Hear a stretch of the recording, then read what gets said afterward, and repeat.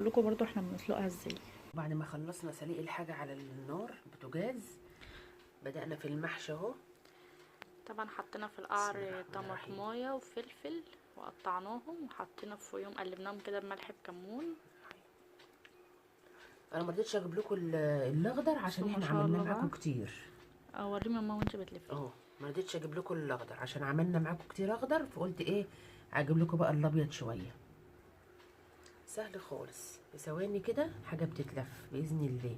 بصوا لو دي مش هتعرفوا تلفوها، هاتي دي القرقوشه دي شيلوها كده. اقطعوها وكلوها. اه بسم الله الرحمن الرحيم.